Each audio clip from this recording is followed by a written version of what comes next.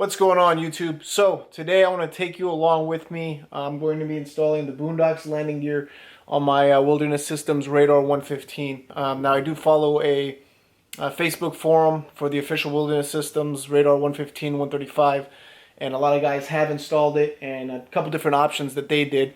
Some installed it more towards the back, and then some installed it more towards the front here. I'm going to be kind of figuring out where I want to install mine, and take you along with me and kind of figure out what we're going to do, how we're going to install it, and maybe help one of you guys on your radar or your kayak. So here's everything I got in the package.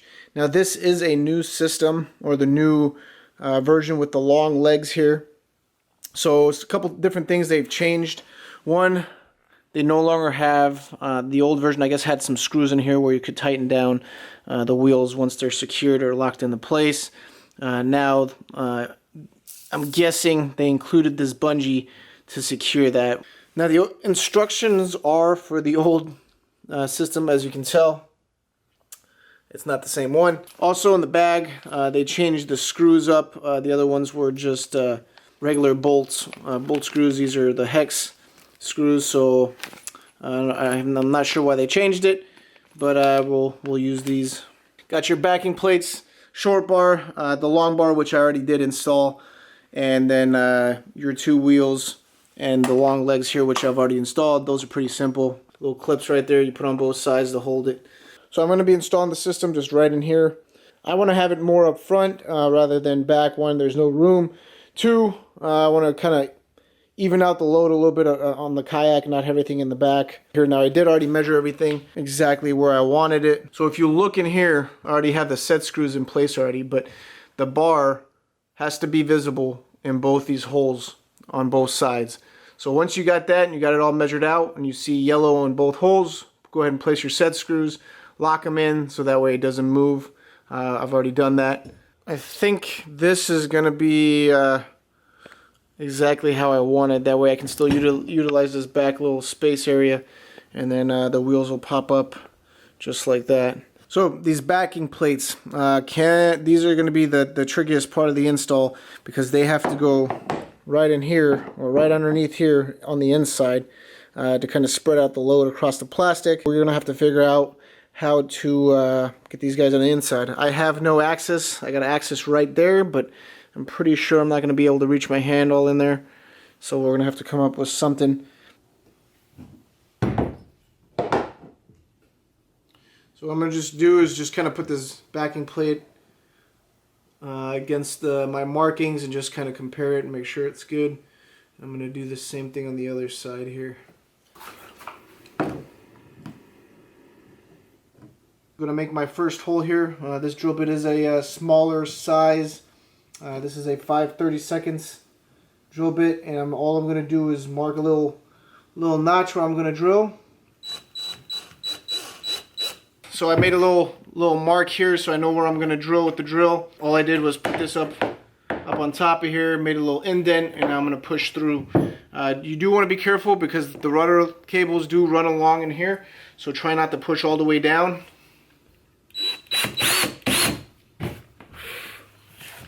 Now I'm going to change my drill bit and put on the bigger one.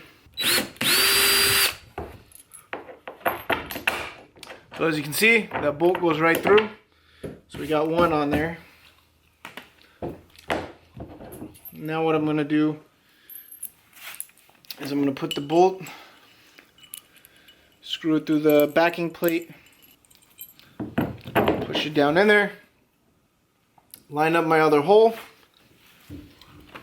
and repeat the same process as the first one. So same thing, made just a little indent there.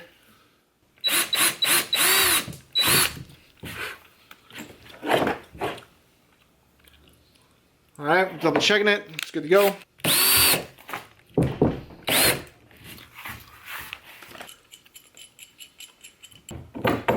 And it looks like we're good. So I got that backing plate all good to go.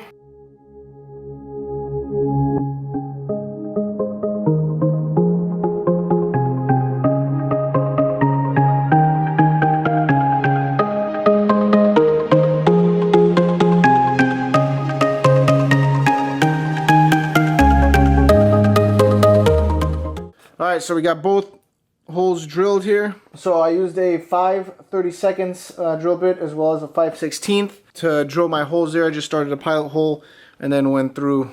Now the challenge is going to be to get these backing plates underneath here to come up. So I do have an access hatch right there, but it's pretty far away and pretty sure I'm not going to be able to extend my hand all the way there. So I got a different technique that I just kind of researched and looked at and saw that I'm going to use. So alright, so what you're going to need some paracord or some sort of long string like this. What I'm going to do is I'm going to feed this through here, trying to move it towards that front hatch.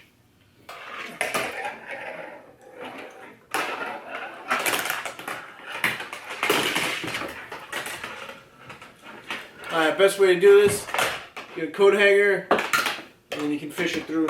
Go ahead and do the other side.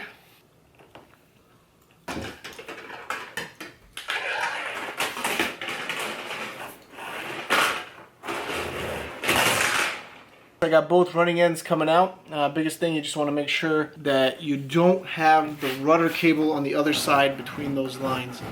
Because if you do, it's not going to work. So you're going to take your backing plate, you're going to come and run through it, tie a knot. Same thing on the other side. I went ahead and put the backing plate inside the hatch, and then we're slowly going to pull it to our hole. Again, the only thing I hope is we don't pinch that line. And it looks like we are good to go. There you go. There's the backing plate right there. So I got my, I still got my string here with the bracket. What I'm doing is I dropped it down a little bit. I'm going to cut it. And then what I'm going to do is I'm going to feed it through the Boonedox metal bracket here on both sides. Pull it back up. You kind of want to position it here, and then you're going to drop. You're going to hold pressure with one side and drop the other in, and then you're going to take a bolt, get in that groove, and start working that nut in there. Or that bolt. Keep holding pressure on the other side. Once you got it somewhat tight, you can release the pressure off the other side. Now you got to be careful because the other side will move. Alright, so the other side's holding in place. Get your other bolt, put the washer on, and try to slowly manipulate it in and screw it in there. Alright, same thing, finger tight, because you still want to be able to kind of move that other hole. You can loosen them up a little bit now. And now we're going to do that other side. Have you ever had a dream that you could do anything?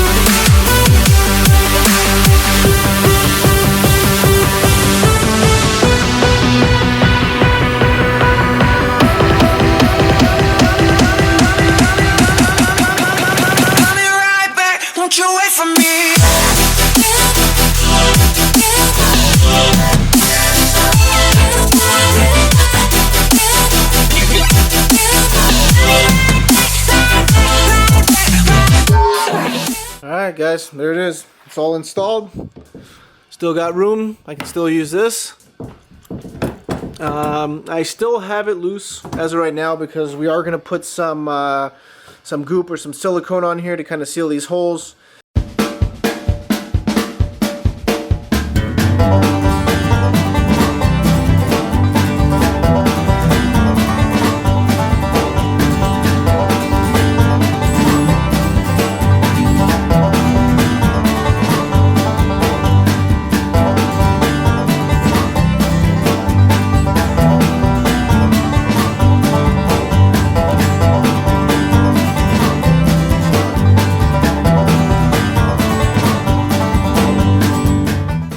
And here it is in the upright position.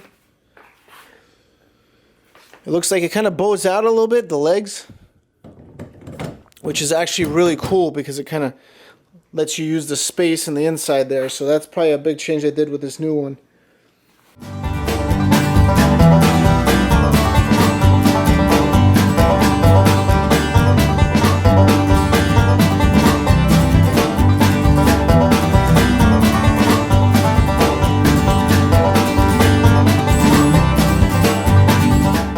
Alright guys, that completes the install. Went pretty smooth, didn't have any hiccups. You know, everything's looking good, everything's on there nice and tight. Tested it out a little bit. It's definitely going to be a game changer with loading and unloading my kayak. Before, you know, you have to grab a cart, put it on the cart, strap it down, drag it to the water, take it off the cart, take the cart back to the truck, and it was just a pain. So this is definitely gonna be easy, a lot easier.